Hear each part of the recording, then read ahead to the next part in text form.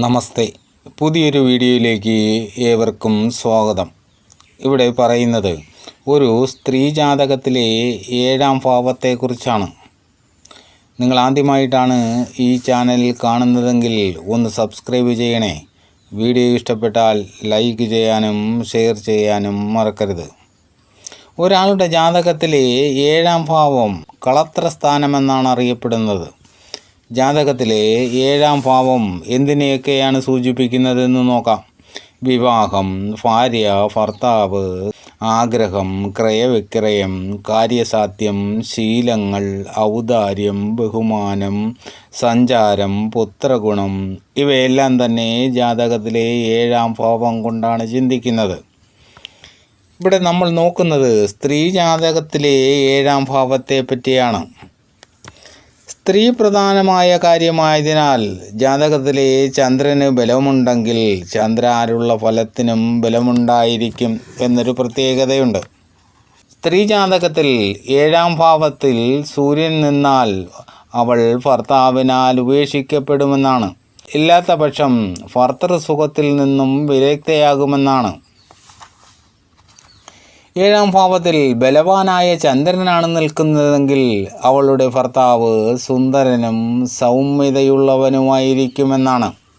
7-ാം ഭാവത്തിൽ ഒരു കുജനാണ് നിൽക്കുന്നതെങ്കിൽ, കുജൻ എന്ന് പറയുമ്പോൾ ചൊവ്വയാണ് 7-ാം ഭാവത്തിൽ നിൽക്കുന്നതെങ്കിൽ അവൾ ബാല്യത്തിൽ തന്നെ വിധവയാകുമെന്നാണ്. 7-ാമിടത്ത് ചൊവ്വ നിൽക്കുന്നവൾക്ക് വൈദവ്യദോഷമുണ്ടെങ്കിലും ചിലപ്പോൾ അവളുടെ ജാരനായി വരുന്നവനായിരിക്കും അവളുടെ ഭർത്താവായി തീരുന്നത്. 7-ാം ഭാവത്തിൽ ബുധൻ നിന്നാൽ സാമർഥ്യമുള്ളവളും നല്ല ഭർത്താവോടുകൂടിയവളുമായി തീരുമെന്നാണ്. ഭർത്താവിന് പുരുഷത്വം കുറവായിരിക്കുമെന്നൊരു പ്രത്യേകത കൂടിയുണ്ട്. 7-ാം ഭാവത്തിൽ വ്യാഴം നിന്നാൽ നല്ല സ്വഭാവമുള്ളവളും യോഗ്യനായ ഭർത്താവും സമ്പത്തും സുഖവുമുള്ളവളായി ഭവിക്കുമെന്നാണ്. ഭർത്താവും ദീർഘായുസ്സുള്ളവനായിരിക്കും. 7-ാമിടത്ത് ശുക്രനാണ് നിൽക്കുന്നതെങ്കിലോ വളരെ ധനവും പ്രൗഢിയും ഭർതൃപ്രേമവും സുഖവും സൗന്ദര്യവുമുള്ളവളായി ഭവിക്കുമെന്നാണ്. ഭർത്താവ് കലാപ്രേമിയും സുന്ദരനുമായിരിക്കും.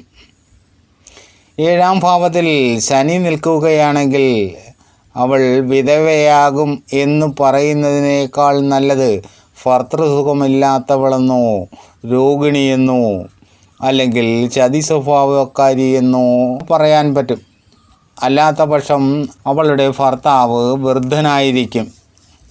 7-ാമിടത്ത് ശനി പാപയോഗം ചെയ്താണ് നിൽക്കുന്നതെങ്കിൽ ജാതകയ്ക്ക് ഭർത്താവ് ഉണ്ടാകുന്നതല്ല എന്ന് പറയാം. 7-ാം ഭാവത്തിൽ ബുധനും ശുക്രനും കൂടി നിൽക്കുകയോ അല്ലെങ്കിൽ അവരുടെ നവാംശകങ്ങൾ അവിടെ വരികയോ ചെയ്താൽ ഭർത്താവ് വളരെ യോഗ്യനും ആണത്തമുള്ളവനുമായിരിക്കും. 7-ാം ഭാവം മകരം രാശിയാവുകയും അവിടെ ശനിയും ചന്ദ്രനും ചേർന്ന് നിൽക്കുകയും ചെയ്താൽ സന്താന ലാഭം ഇല്ലെന്ന് തന്നെ പറയാം. 7-ാം ഭാവം ചരരാശിയായിരുന്നാൽ ഭർത്താവ് മിക്കവാറും അന്യദേശവാസിയായിരിക്കും. ചരരാശികളെന്ന് പറഞ്ഞാൽ ഏതൊക്കെയാണ്? മേടം, കർക്കിടകം, തുലാം, മകരം എന്നീ രാശികളാണ് ചരരാശികളായി വരുന്നത്. 7-ാം ഭാവത്തിൽ പാവഗ്രഹങ്ങൾ നിന്നാൽ സ്ത്രീ നിശ്ചയമായും വിധവയാകുമെന്നാണ്. അവിടെ ശുഭഗ്രഹം കൂടി ഉണ്ടെങ്കിൽ വൈദവ്യമില്ല എന്നും, എന്നാൽ പുനർഭൂവായിരിക്കും. പുനർഭൂവെന്നാൽ ഭർത്താവിനെ വിഗണിച്ചുകൊണ്ടോ ഉപേക്ഷിച്ചിട്ടോ യഥേഷ്ടം അന്യനെ പ്രാപിക്കുന്നവൾ എന്നാണ്. ദുർബലനായ ഒരു പാപഗ്രഹം 7-ാം ഭാവത്തിൽ നിൽക്കുകയും ആ പാപഗ്രഹത്തെ ഒരു ശുഭൻ വീക്ഷിക്കുകയും ചെയ്താൽ അവൾ ഭർത്താവിനാൽ ഉപേക്ഷിക്കപ്പെടും, അല്ലെങ്കിൽ ഭർത്താവിനാൽ സ്നേഹമില്ലാത്തവളായിത്തീരുമെന്നാണ്. 7-ാമിടത്ത് ദുർബലന്മാരായ ഗ്രഹങ്ങൾ മാത്രം നിന്നാലും അവൾ ഭർത്താവിനാൽ ഉപേക്ഷിക്കപ്പെടുമെന്നാണ്. ബലവാന്മാരായ പാവന്മാരാണ് അവിടെ നിൽക്കുന്നതെങ്കിൽ അവൾ വിധവയാകും. ഏഴാമിടത്ത് പാപദൃഷ്ടിയോടുകൂടി ശനി നിന്നാൽ വിവാഹം ചെയ്യപ്പെടാതെ വളരെ പ്രായമാകുന്നതുവരെ കന്യകയായിരിക്കേണ്ടി വരുമെന്നാണ്. ഏഴാം ഭാവം ബലഹീനമായും ശൂന്യമായും പാപദൃഷ്ടിയോടുകൂടിയും ശുഭദൃഷ്ടിയില്ലാതെയും ഇരുന്നാൽ അവൾക്ക് ഭർത്താവുണ്ടാവുകയില്ല എന്ന് തന്നെ പറയാം. ഏഴാമിടത്ത് ശുക്രൻ്റെ നവാംശകവും ശുഭഗ്രഹത്തിൻ്റെ ദൃഷ്ടിയും ഉണ്ടായാൽ അവൾ ഭർത്തൃപ്രിയയും സുഭകയുമായിരിക്കുമെന്നാണ്. ലഗ്നാൽ ഏഴാമിടത്ത് ശുഭഗ്രഹങ്ങൾ അംശിക്കുകയാണെങ്കിൽ അവൾ സുഭകയായും പുത്രവതിയായും അവിടെ ബലവാനായ ഒരു ശുഭഗ്രഹം നിൽക്കുകയാണെങ്കിൽ ശ്രേഷ്ഠമായ ദാമ്പത്യ ജീവിതവും സുഖവും അനുഭവിക്കുന്നവളായും ഭവിക്കുമെന്നാണ്. ഏഴാം ഭാവത്തിൽ രാഹു നിന്നാൽ അവളുടെ ഭർത്താവ് ബുദ്ധിയുള്ളവനായും ആ ഭർത്താവ് മൂലം മനസ്സ് എപ്പോഴും നീറിക്കൊണ്ടിരിക്കുന്നവളായും സപത്നി ദുഃഖമോ വിരഹമോ അനുഭവിക്കുന്നവളായും ഭവിക്കുമെന്നാണ്. ഏഴാം ഭാവത്തിൽ കേതു നിൽക്കുന്നവൾ ഭർത്താവ് ദുർബുദ്ധിയും തൻ്റെ ഇടമില്ലാത്തവനുമായിരിക്കും.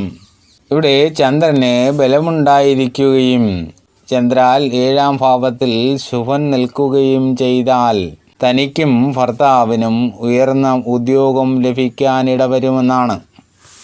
ജാതകത്തിലെ ചന്ദ്രൻ്റെ ബലവും മറ്റ് ഗ്രഹങ്ങളുടെ സ്ഥിതിയും കൂടി കണക്കിലെടുത്തുകൊണ്ട് വേണം അന്തിമ ഫലത്തെ ഇവിടെ ചിന്തിക്കാൻ. എല്ലാവർക്കും നന്മകളുണ്ടാകട്ടെ. ആദ്യമായിട്ടാണ് ഈ ചാനൽ കാണുന്നതെങ്കിൽ ഒന്ന് സബ്സ്ക്രൈബ് ചെയ്യണേ. വീഡിയോ ഇഷ്ടപ്പെട്ടാൽ ലൈക്ക് ചെയ്യാനും ഷെയർ ചെയ്യാനും മറക്കരുത്. അടുത്ത വീഡിയോ കാണുന്നത് വരെ നിങ്ങൾക്കെൻ്റെ നമസ്കാരം.